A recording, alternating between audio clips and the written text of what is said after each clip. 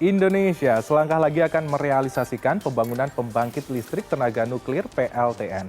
Dokumen Rancangan Umum Ketenagalistrikan Nasional RUKN menunjukkan Provinsi Bangka Belitung dibidik sebagai lokasi awal pembangunan PLTN perdana di Indonesia. Listrik dari nuklir ditargetkan mulai bisa dinikmati pada tahun 2032.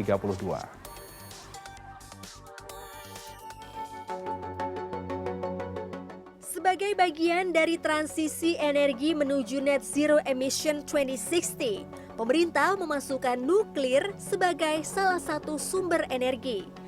Pemerintah Prabowo Subianto menargetkan nuklir sebagai salah satu komponen penyumbang listrik sebesar 18 gigawatt pada 2040. Target realisasi nuklir terdekat menurut dokumen RUKN adalah 2032. Dalam RUKN, nampak diproyeksikan wilayah Bangka Belitung menyumbang sekitar 450 MW pada 2032, disimbolkan dengan warna merah jambu. Saat ini, pemerintah sedang mengebut penyelesaian payung hukum untuk lembaga yang akan bertanggung jawab terhadap implementasi pemanfaatan nuklir di Indonesia.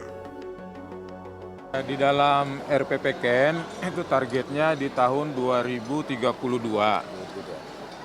Nah, saat ini semua pihak yang terkait dengan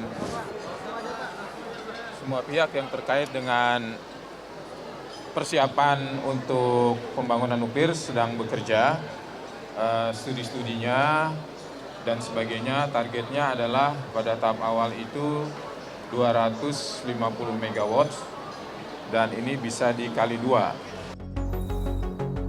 Berdasar studi ahli nuklir BRIN, dipetakan 29 wilayah potensial PLTN di Indonesia dari Banten hingga Papua.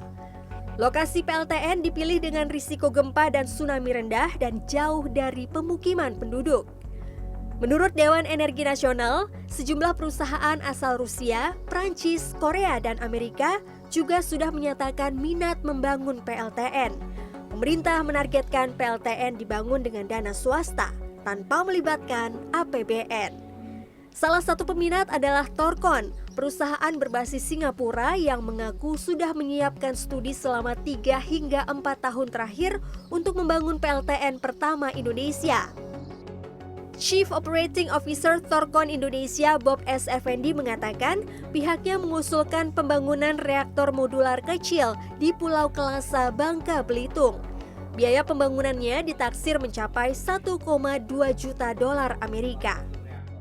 Kita saat ini memang privately funded, ya. Namun memang the next batch of investment ini cukup besar, hampir sekitar 300 juta dolar yang saat ini lagi ada pembicaraan sama beberapa konsorsium negara-negara Eropa dan negara-negara Asia lah.